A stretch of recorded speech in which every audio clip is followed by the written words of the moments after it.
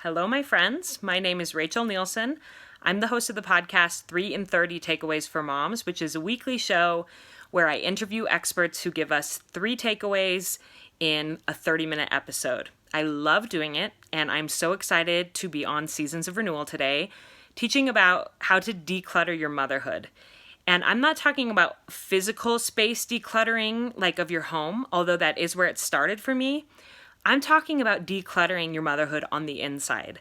All of the kind of worn out shoulds that you have for yourself, that lingering mom guilt that doesn't serve you, the limiting beliefs you have about yourself, it's time to purge it, to look at it critically and decide what you want to keep in your inner motherhood closet, like in your heart, in your mind as a mom, and what you want to get rid of.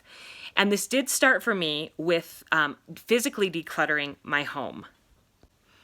I have a friend who's a professional organizer, and about a year ago, she came, and for an entire weekend, we deeply organized my house, and it was a total dream to have her help doing that. But one thing that I realized as we were physically organizing was how much a lot of these objects represented inner struggles that I had, inner guilt that I had as a mother. So for example, we were going through books and deciding what to keep and what to get rid of. And I came across this book and I remember pulling it out, holding it in my hand, and I immediately felt this little twinge of guilt. The book was 100 Days or 100 Lessons to Teach Your Kid How to Read. And I held that and realized I have never cracked this open. And I had to make a decision. Am I going to hold on to this? Am I actually going to teach my kids how to read? If so, I should hold on to this. But if I'm not going to, I should let it go.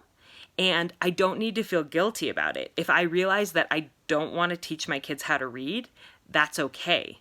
And their teachers can teach them how to read because I don't have to be and do everything for my children. Now, I'm a former high school English teacher, and so I really thought that I would love to teach my kids how to read. And so sometimes the limiting beliefs and the guilt that we have, it's not coming from other people, it's coming from ourselves. Where we're like, but I really thought that I would be this kind of a mom. I thought that I would love crafts. I thought that I would love taking my kids to the park. I thought that I would love being a stay-at-home mom. And then all of a sudden you're in it and you realize that that's not who you are and it doesn't fit you. Just like you would get rid of clothes in your closet that don't fit you anymore, sometimes you have to get rid of those expectations that you had that don't fit you anymore. So I had to sit there and look at this book and decide, is it okay if I don't teach my kids how to read? And I decided, yes. It's okay if I don't teach my kids how to read, and I got rid of that book. But even if you're not doing a physical decluttering, I want to encourage you to take a good hard look at your own inner closet as a mom and get rid of the things that bring you guilt and keep the things that bring you joy. And you'll do this in a very similar way to how you would organize a physical space like a closet. So I'm just going to give you 2 steps today. Normally I give 3. But these 2 steps are definitely enough to get you started. So my friend Candy with my closet, she had me take everything out of my closet. I'd always, when I went through and organized my closet, I would just kind of thumb through the clothes that were in there and be like, still like that, I don't like that. She said, that's not enough. You got to take it all out. You got to lay it across the bed and you got to look seriously at it and decide what fits and what doesn't and what sparks joy and what doesn't. And it was so eye-opening to actually pull everything out, go through it, and decide what was worth putting back in. So step number 1 for your sort of mental, emotional decluttering is to get everything out of your inner closet, your inner motherhood closet. So take 30 minutes and just write down, brainstorm all of the shoulds that you have for yourself, all of those expectations that you have for yourself as a mom, brainstorm, write them all down. And some of these might even be things that you want to do. They're not like shoulds, they're actually wants, but write it all down. And then you're going to be able to look critically at it. And then step 2 is to look at that list and to go down one by one. And it's almost like you're holding it in your hands and deciding whether you're going to put it back in your closet. Marie Kondo talks about if something sparks joy for you. If you feel a little spark of joy when you hold on to that object, then you can put it back into your closet. And it should be similar with this exercise. When you look at that item on the list that you wanted to teach your kids how to read, that you thought that you would be a mom that did crafts, that you should be making homemade dinners every night, whatever it might be, look at the item on the list and decide, does this actually fit me, my gifts, my personality, my talents? Does it spark joy for me? Does it make me feel kind of excited to think about doing it? And if it doesn't, I'm allowed to let it go and say that I'm not going to hold myself to that expectation anymore, and find another way to meet that need in my family's life or in my child's life.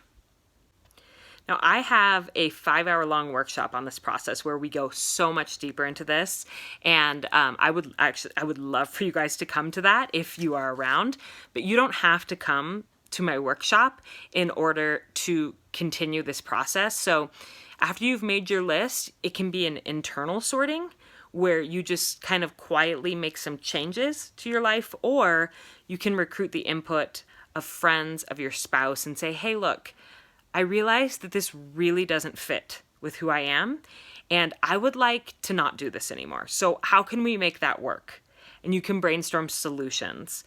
I really think that when you purge out and get rid of all of the junk that's weighing you down, making you feel guilty as a mother, you will finally have the mental space to find more joy and excitement in your role as a mom.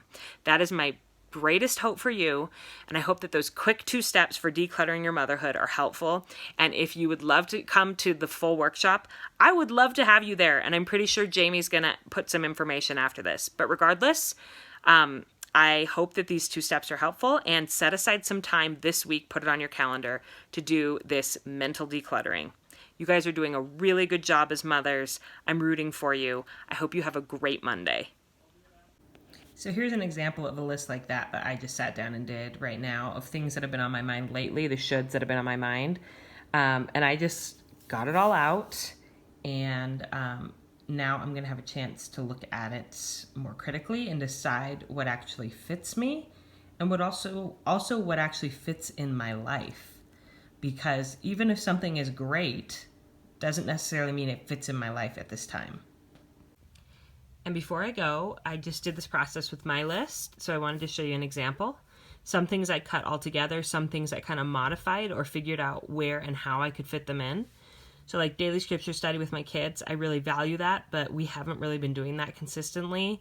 And so my husband and I talked, and we decided that we, when possible, would both go to drop the kids off at school and take that 7 minutes to do a little scriptural thought.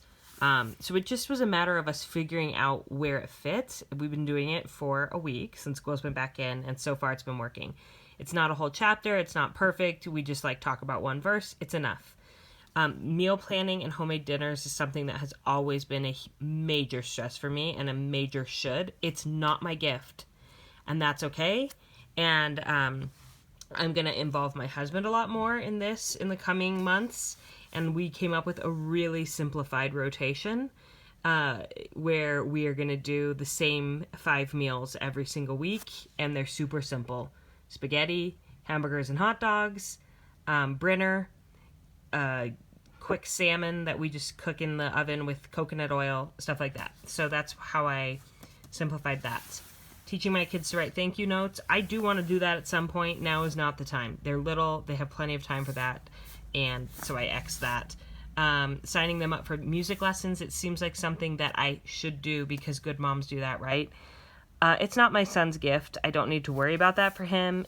I think my daughter might be musical, so maybe I will for her. But even then, she's in kindergarten. It can wait. So you see kind of how I'm doing this more strenuous exercise for myself. Walks are fine. Just kind of getting realistic about what fits me, what fits in my life, and letting go of some of the shoulds of mom guilt. I hope this is helpful. I hope you guys can do something like this for yourself this week.